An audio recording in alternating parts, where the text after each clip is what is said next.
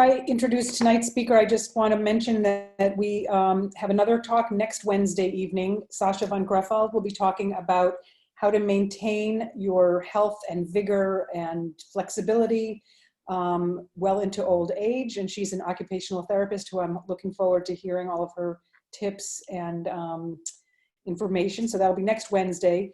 The following week, we're starting our high holiday preparation schmoozes, and Wednesday evening will be a meditation session with Robin Goldberg.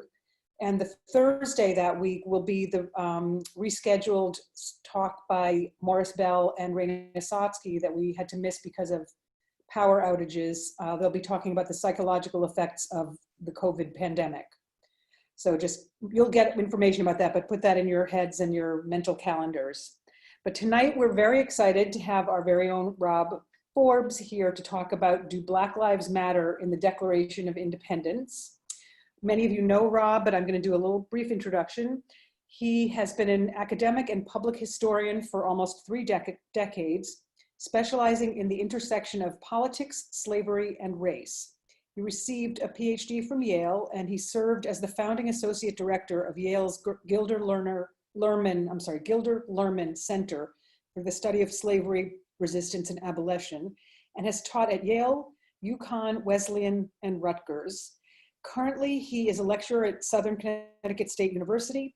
He is the author of The Missouri Compromise and Its Aftermath, Slavery and the Meaning of America, and has authored an annotated edition of Jefferson's Notes on the State of Virginia, which will be coming out with the Yale University Press in 2021.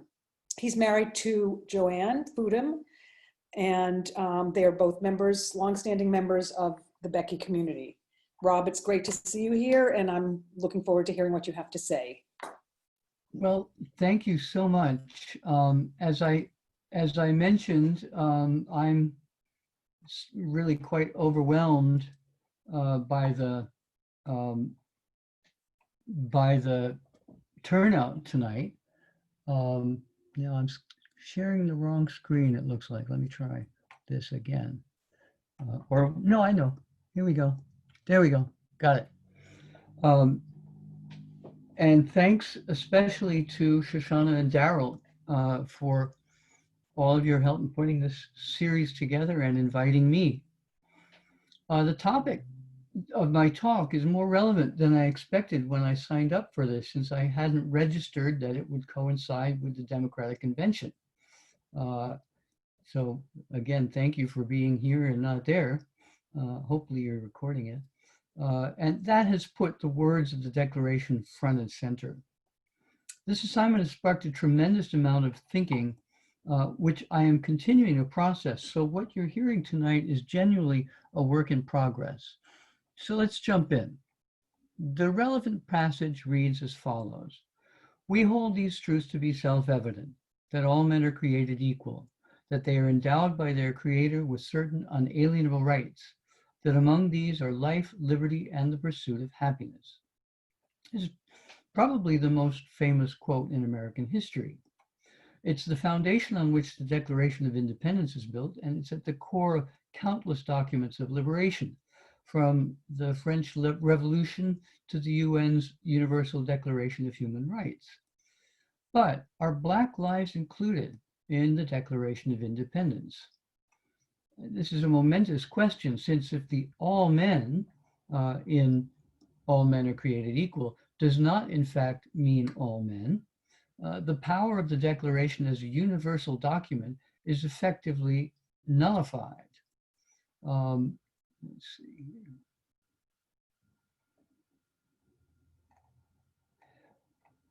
But to argue that Blacks were included might seem absurd on its face, since how could the framers have possibly intended to include Blacks in the rights of life, liberty, and the pursuit of happiness?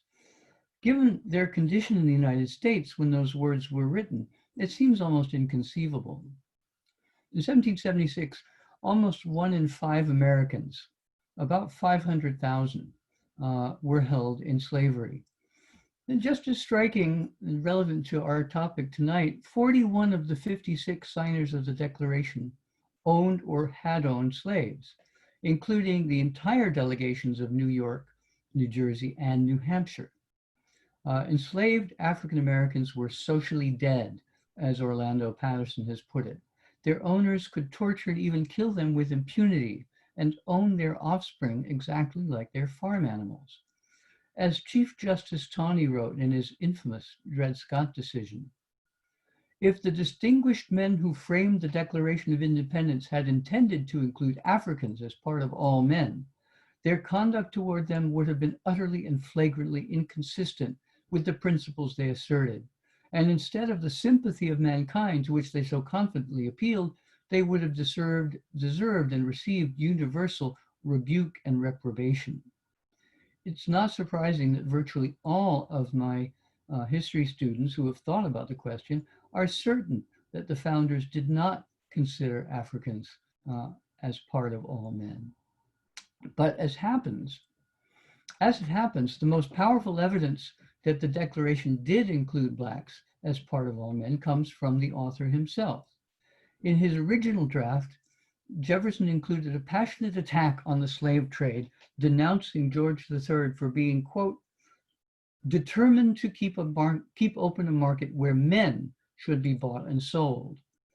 He wrote the word men in, let's see here, you can see it, in double-sized block capitals to erase all doubt of what he meant. Jefferson's draft constitution for Virginia, which was written shortly before the Declaration, provided that no person hereafter coming into this country shall be held in slavery under any pretext whatever. And in an influential pamphlet he wrote 2 years earlier, Jefferson had asserted that the abolition of domestic slavery is the great object of desire in the slaveholding colonies, but the enfranchisement of the slaves would have to await the closing of the slave trade from Africa. The word enfranchisement is significant here. Noah Webster defined it as the admission of persons to the freedom of a corporation or state, investiture with the privileges of free citizens, the incorporating of a person into any society or body politic. Now, quite frankly, this is what liberty looked like to Americans and their British cousins before Jefferson's Declaration redefined it. Rather than viewing liberty as a right that no one can strip away, not even oneself, hence inalienable, it consisted of enjoying the privileges that marked one as a member of a society or body politic. So where did this enfranchisement come from? Who conferred the privileges that made someone a member of society? The elites, the people who ran the society. The elites conferred privileges to grateful commoners, and they acknowledged their right to rule. So here's the key. In history, there are really two phases and two conceptions of liberty, pre-declaration and post-declaration. What do I mean by this? In governments before the United States, equality was not a problem because of the unchallenged rule by elites. We can see this in part from the response of the British propagandists to the Declaration of Independence. They put out dozens of furious and scathing responses to it, but very few had a problem with all men are created equal. I need to see you guys. I'm going to put this over here.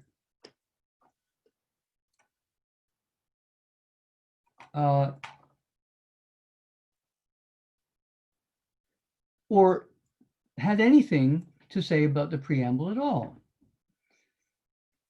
The idea that Americans had a right to revolt was what was outrageous, but the idea that all men were created equal was in fact not controversial.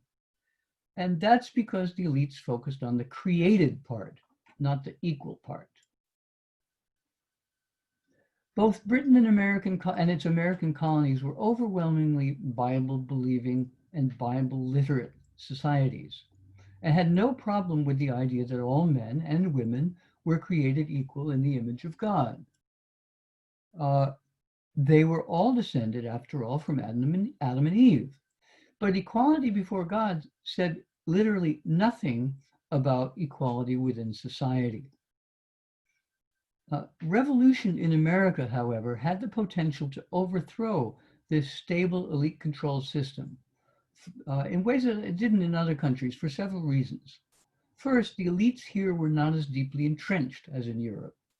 Second, given the vast natural resources of the continent, the elites did not have a monopoly on land and wealth.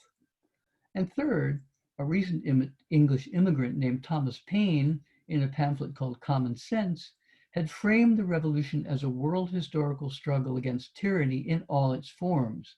We have it in our power to begin the world over again.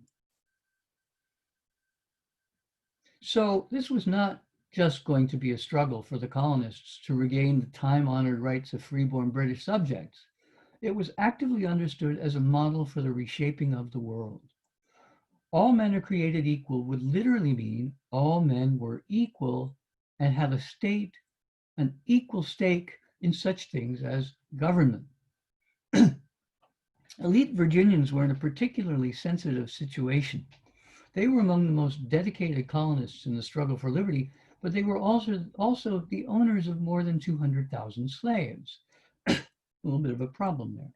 In June of 1776, George Mason submitted a Declaration of Rights to the convention that was drawing up a constitution for his state. Section 1 had language rather similar to the passage of the preamble that we've been looking at.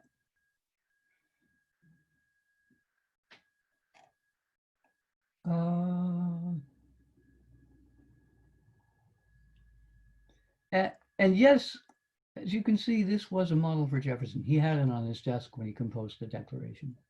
All men are by nature equally free and independent and have certain inherent rights of which they cannot by any compact deprive or divest their posterity, namely the enjoyment of life and liberty with the means of acquiring and possessing property and pursuing and obtaining happiness and safety. This apparently caused a freak out among the delegates who immediately saw that if all men were free and had inherent rights, the practice of slavery would be explicitly unconstitutional. And that's exactly how slavery ended in Massachusetts, incidentally. The state Supreme Court said that the Constitution, which had similar language to Virginia's, obviously outlawed slavery. Delegate Edmund Pendleton came up with an ingenious fix. He inserted language that limited all those rights to persons who had entered into a state of society. Slaves, by definition, were outside of society, so he had solved the problem. But not all Americans, including Thomas Jefferson, got Pendleton's memo. According to his Italian friend and neighbor, Philip Mazzei, Jefferson told a group of fellow delegates to the Virginia Assembly in early 1777 that, quote, that he himself would have proposed the total abolition of slavery in the name of humanity and justice. He believed that, quote, to keep in a state of slavery human beings who are born with rights equal to ours and who do not differ from us save in color was a barbarous and cruel injustice and a shameful act. In fact, Jefferson said, it would be preferable to run the risk of having to till the soil with our own hands than to continue to hold our fellow men in slavery. At first, Jefferson's colleagues applauded and agreed. Mazzei, however, introduced a word of caution. He warned that emancipating slaves during wartime might cause the blacks to think that their masters were acting out of fear. George Mason, who had learned his lesson, added that since the slaves considered labor to be punishment, they would, if freed, quote, necessarily become thieves. Mazzei concluded everyone was convinced, and Jefferson first of all, by the reasons presented by Mr. Mason and myself. Whether or not Mazzei's account is strictly accurate, his anecdote well illustrates what the historian David Bryan Davis called the perishability of revolutionary time. At the beginning of the revolution, America's potential for change seemed limitless, and even people like Henry Lawrence, the nation's wealthiest slave trader, were drunk on the spirit of liberty. Very quickly, however, they woke up with a very bad hangover. Slaveholders stopped talking about tilling the soil with their own hands and started wondering how to hold on to their slaves in spite of the inspirational language of Declaration's preamble. The slaveholder for whom this question was the most urgent was, of course, Thomas Jefferson, who wrote the damn words. Normally, this would be a trivial fact. After all, who wrote the Constitution? Pop quiz. You can answer it if you know it in the charts. But the issue was deadly important to Jefferson, who was certainly not going to earn eternal glory from the Revolution. His tenure as governor of Virginia had been catastrophic, and who in fact had no male heirs to preserve his name. Jefferson realized early on that his fame would rest on his authorship of the Declaration, and that if Black lives mattered to it, he would indeed deserve and receive universal rebuke and reprobation. Thus, it was essential to change the definition of all men. Jefferson got his opportunity to revise the pronouncements of the Declaration when he was asked to answer a series of questions about his state by a French diplomat. After completing the questionnaire, he immediately realized that an expanded version would be an ideal format to shape public opinion about Virginia at home and abroad. And when he became our ambassador to France in 1784, he was immediately faced with questions from admirers of New Republic about why the nation based on the principle of equality had yet to take any steps against slavery.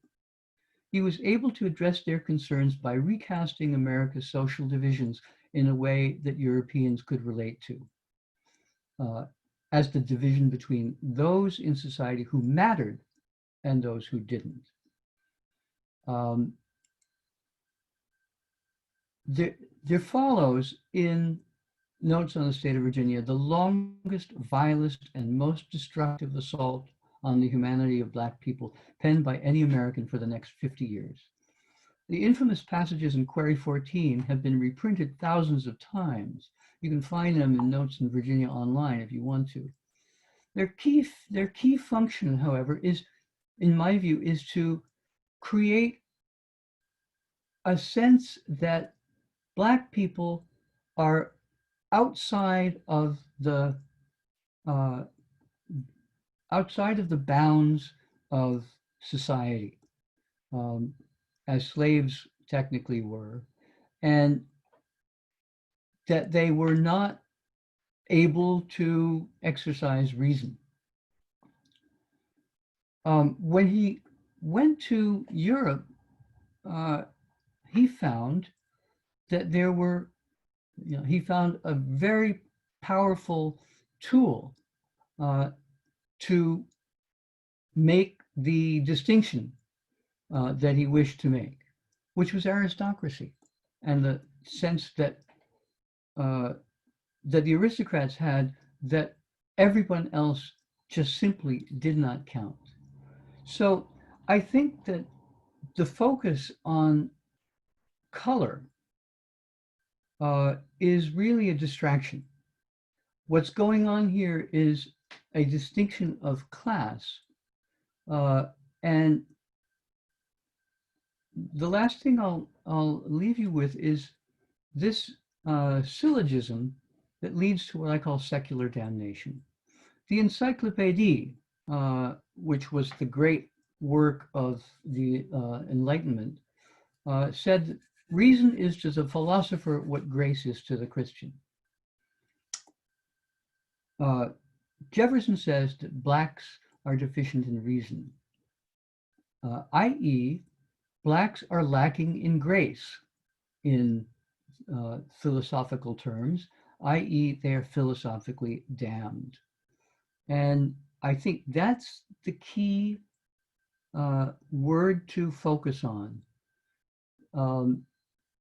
From that time, really until now, Frantz Fanon's great work, which we know in English as The Wretched of the Earth, was originally called Les Damnés de la Terre, the damned of the earth.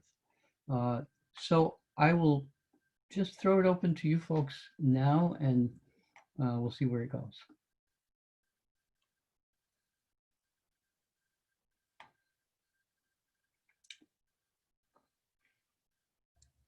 Well, so far we don't have any Here it is. questions. Ah, put So, on, unmute people and we'll let people jump in.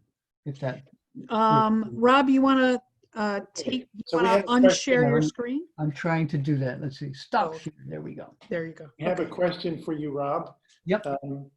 So in the last week's schmooze, the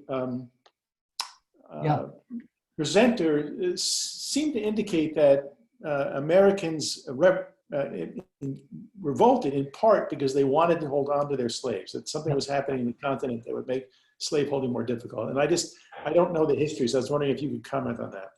Yeah, and you know, if I had more time, I would have put in a slide on that.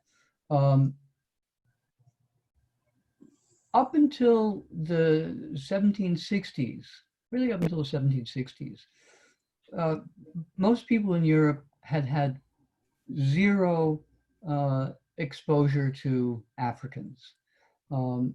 The people who studied Africans the most were the French, and they studied them. They studied their cadavers, right? So you have this flurry of slaves who come into England and become evangelical Christians, and that immediately answers the great question that people had: can Africans be saved? And the answer is, you betcha.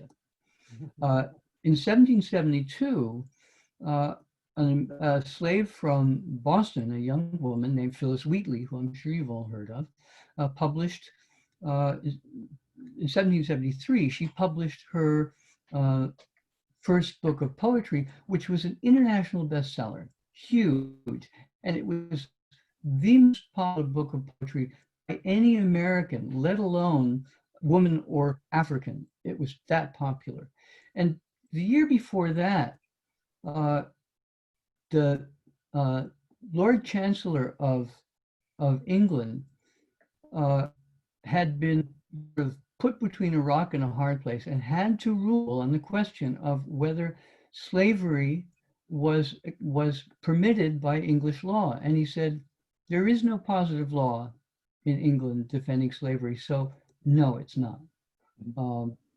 And that's what the American slaveholders found so terrifying, because supposedly this only applied to England, not even to Scotland. But you know, how long is that going to last? So that all of the West Indians and the colonists in the American South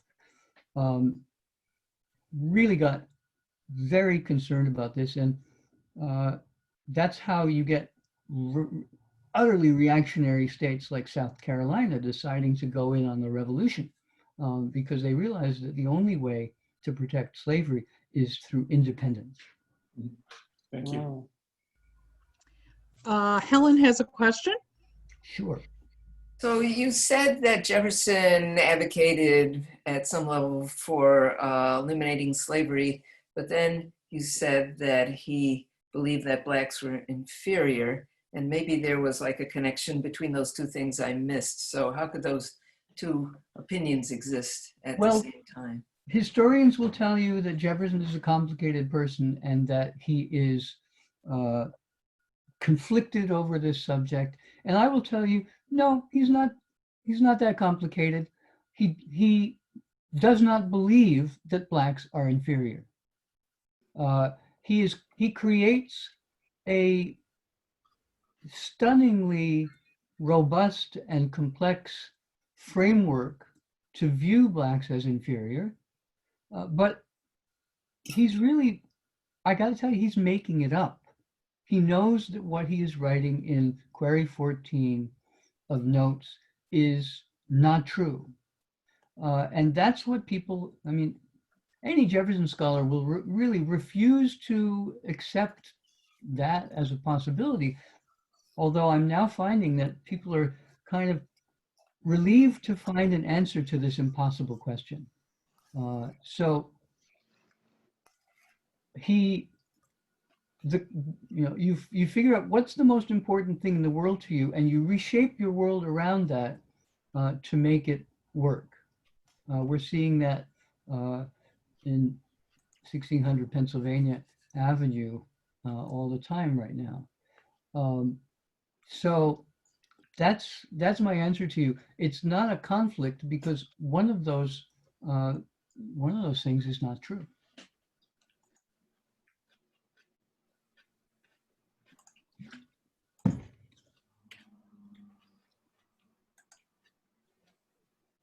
David, you had a question? Can I add to Helen's question? Oh, Yeah. sure, Keith, go Okay. ahead. So Rob, how do you feel about reparations? I'm just Uh, curious. Long story short, if you were to actually try to, I speak of reparations as in large part a failure of imagination. If you were to try to actually recompense in dollar terms for the horrors of slavery, we're talking such trillions that it's just not reality. I do think, and the other problem is, what is the fundamental factor that is preventing Black people from advancing? And in a sense, it is this constant placing them in a category that is separate and inferior to, by separate but equal is not equal, white people. Really, all of this is about white people, not about Black people. So that's a very condensed and politically incorrect statement, but it's something that I want to write out in some greater detail. David?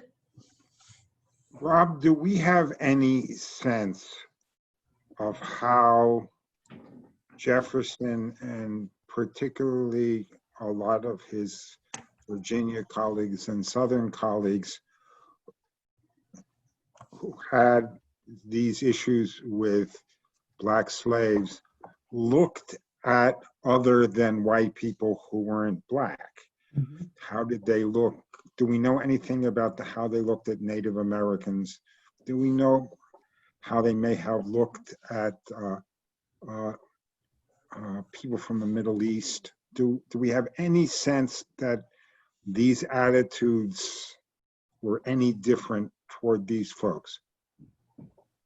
Well, there's a lot of data in Notes on the State of Virginia, because he has a whole chapter on Native Americans, on Indians, and lots more information in other parts of the book. What he's trying to do there is to make a fundamental distinction between the imagination and the reason and the eloquence of Indians and the complete lack of this in Africans. But what I've found, and it's been taking me a long time to process it, is that people are at this time really don't have the categories that we have today. They, if you start from the premise that we're all, some kind of cousins, that we're all descended from Adam and Eve, it limits what you can do. It doesn't mean you all have to get along. I mean, Cain killed Abel, but they're operating from a different framework. The whole framework of race, of physical differences being the fundamental issue, is set up by Jefferson and takes about 40, 50 years to thoroughly filter into the society. But it remains a real problem, fiercely contested into the well, you can see the Civil War comes and for a little while it's dropped. Okay. Rachel, you had a question. Yes, and thank you. This is, I think, the perfect moment to ask it, because I kind of wanted to push you a little further on that last answer that you gave about the idea of categorization and this sort of utter condemnation of Blackness and the subsequent raising up of whiteness, and what that means. How did that work out, and how has that worked out for mixed race people? Yeah, Jefferson had mixed race kids with a exactly. mixed race woman, and so much inheritance went from the paternal side of the family in those days, and yet it seems like how did skin color, I guess, and the one drop rule come to dominate in this system? I mean, does Jefferson actually believe that whiteness is weak enough that it can't withstand, mixing with Blackness? Well, remember, as you point out, he has relations with an enslaved person. She's also the half sister of his late wife, and all that we understand is that she looked a lot like her late wife, his late wife, and all of the visitors to Monticello comment on how light-skinned so many of the slaves are, and at least one of them also has red hair and is a spitting image for Thomas Jefferson. So is his great-great-great-grandson. So the whole concept of black and white, the idea that the distinction, the binary Manichaean distinction between black and white, it's absolutely meaningless. And everybody in slave communities with slaves in the South knows this. It does not, there is not a correlation. But it's fundamentally important for Jefferson to create this dualistic sense, not among slaveholders, it doesn't go over with them, but among Northerners and foreigners. And really, a lot of the way white people look at Black people is prefigured in Notes on the State of Virginia. Thank you. Sasha, you had a question?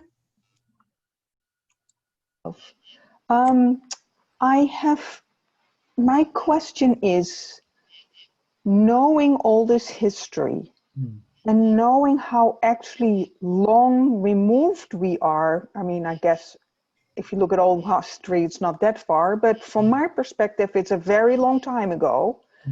How come that all of this history is, or maybe is not, affecting the lives of people of color today? And how can we use what we know about history, and maybe not only history in America, but history in other countries, to help us get a more equal society? Well, your question presupposes that that's what the people who run the country want. And I think you can make a case that the system is working exactly as it was intended to work. We can do this.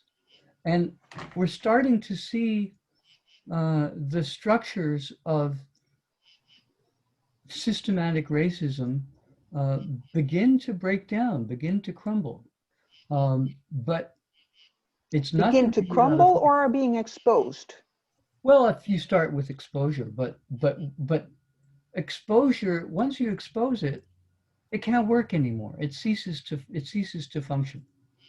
Um, I so don't know. We have seen that both education and healthcare, to just name two, mm, clearly put people of color in a disadvantage. And for now, I don't have the feeling that something is really systematically going to change. And so, yes, we have exposed that because look, all these people died and all these kids can't learn because they don't have the infrastructure. So now what? well, you have to ask yourself, what is the, how do we understand uh, the distinction between white and black? And I don't think it has anything to do with the, it only by the impact on black people is part of the structure of the system. So I'll give you an example that jumped out at me a few years ago.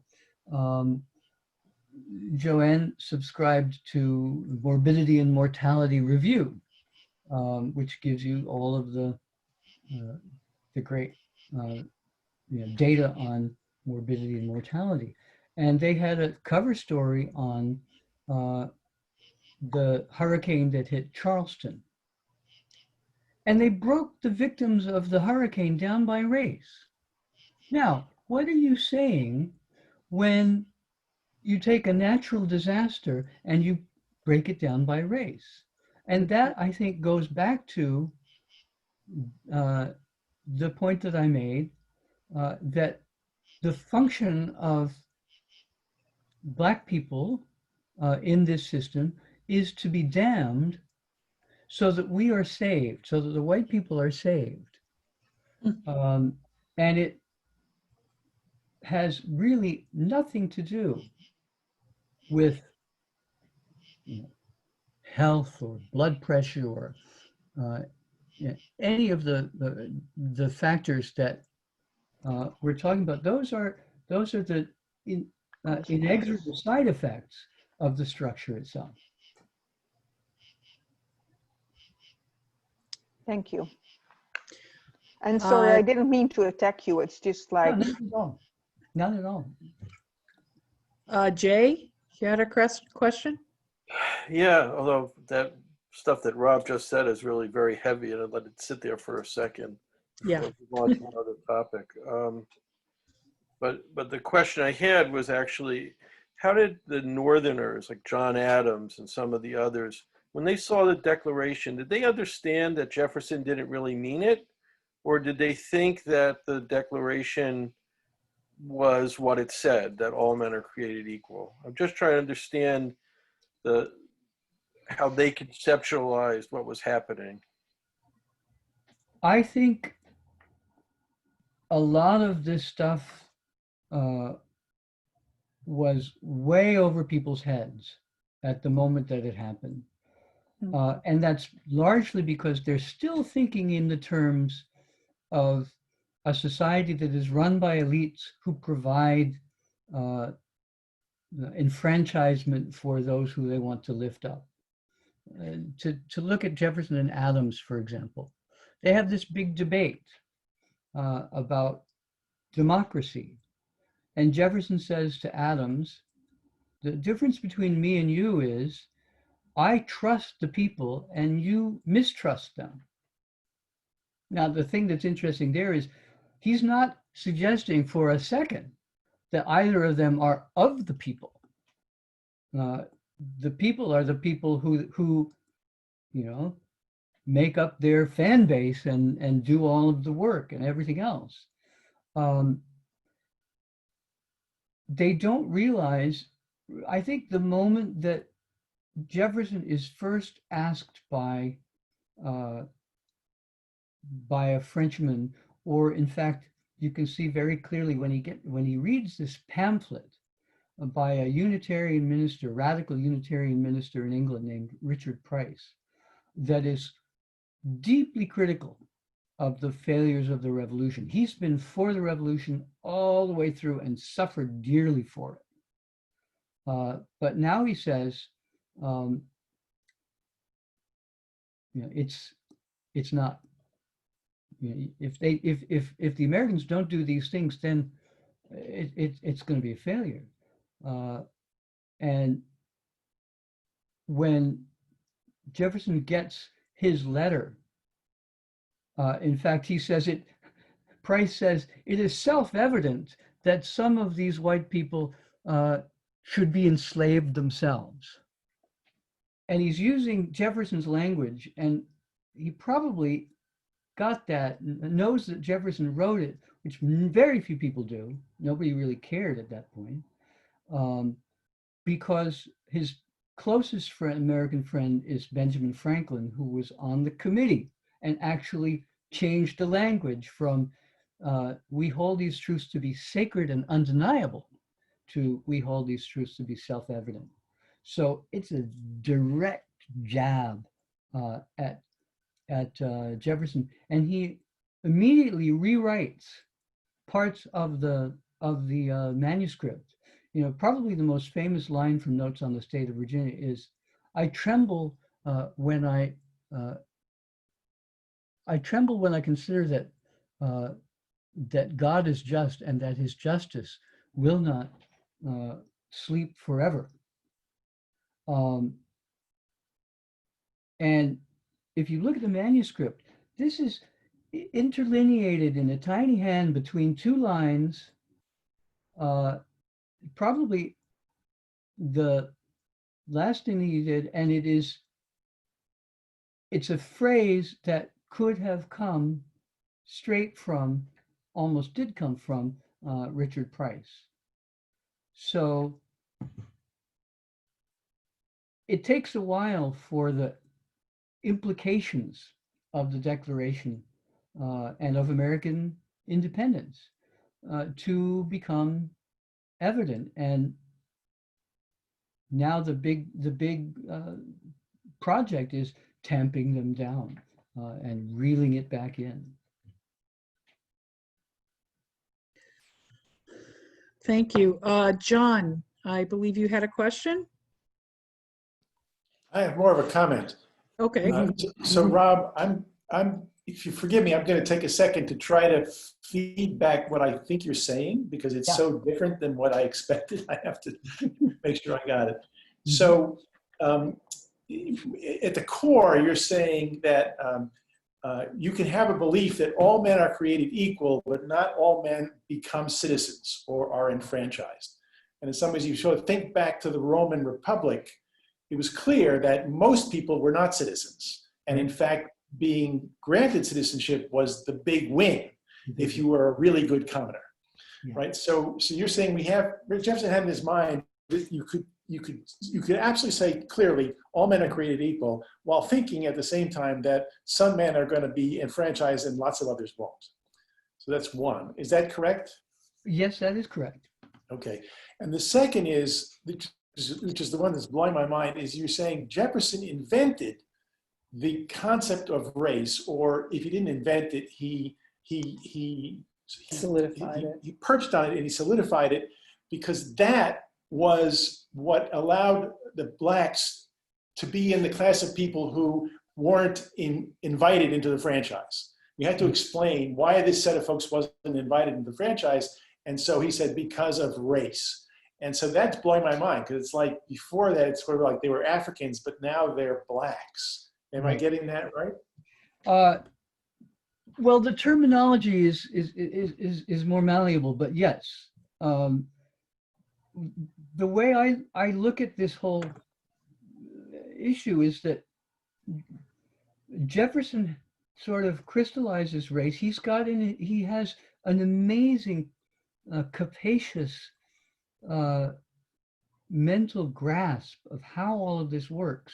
And I think that Jefferson does for race in America what Hamilton does for finance. You know, he's got this whole picture and is able to set things up so that everything falls into place. Right. And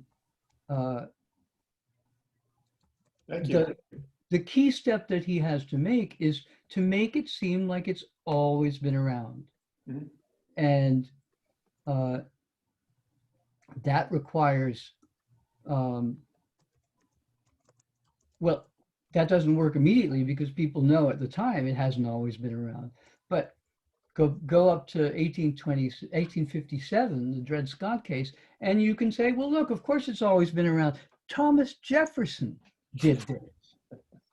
So it's a feedback loop. Right. And one that Thank you. Jefferson was very deliberate in setting up. That was very helpful. Thank you. Thank I'm you. glad we've recorded that because you said it better than I did. That is it for the questions that people have asked me, have relayed to me. Does anyone else have any comments or questions they want to address to Rob before we wrap up? Doesn't look like it. Great. Shoshana, you want to? Rob, thank you. That was terrific. You're on mute, Shoshana. Yep. Yeah. Thank you so much. A lot of food for thought. So yeah, some of us who were here even may have to review the recording to get all the pieces again. And I would thank everybody for coming, and look forward to seeing people in the weeks to come at some more of these wonderful talks. Thank you. Well, thank all of you so much for being here and for your wonderful questions. Fascinating, very interesting.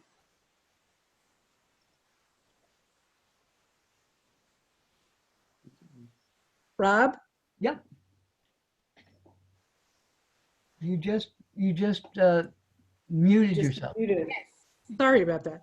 We had one more comment from Sasha.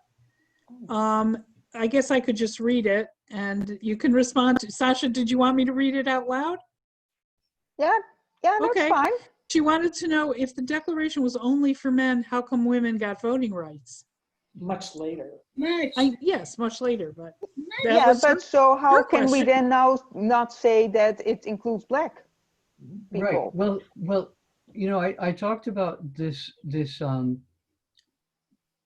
revolutionary time where everything seems possible. And one of the things that seemed possible or had not been ruled out was that women would have vastly expanded rights. And in fact, in New Jersey, in the end of the 18th and beginning of the 19th century, up until 1807, there were high-born,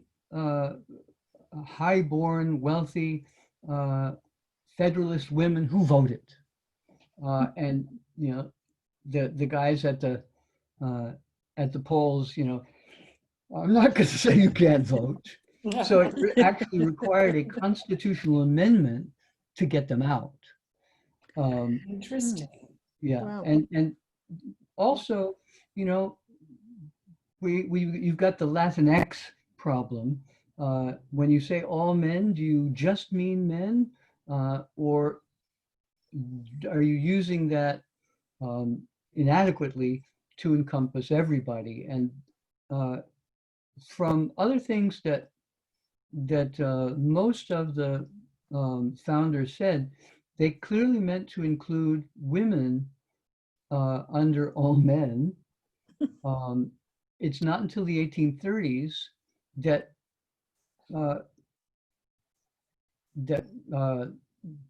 Democrats, Jeffersonian Democrats, formally push the women out and say that they are not just subordinate, but inferior. Wow. On that happy note. Another mind-blowing fact. Yes. Wow. Women did not get the vote till 1919. And Right. they didn't just get it. They fought for it. Nobody Right. wanted to give it to them. They really, I mean, they were force fed, they were in prison, they were incarcerated. I find it hard to believe that there was really this assumption that women would, in fact, be given expanded rights. I mean, Right. so, I mean, why was it then so long before they got the right to vote? And don't forget, You said, 1919, yeah, yeah, in 1919, women didn't get the vote. White women got the vote. And black women did not get the vote until, in many places, until 1865, until 1965. and that is the shame of suffrage, right? Yeah. Terrible. Yeah. Well, it just shows the system works. That Jefferson's.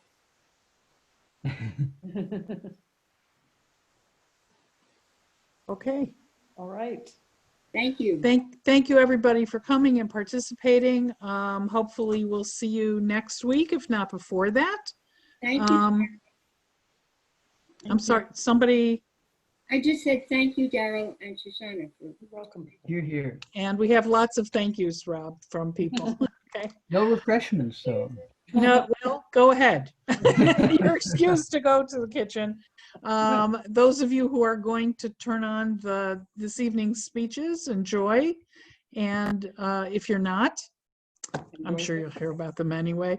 And we'll see you soon.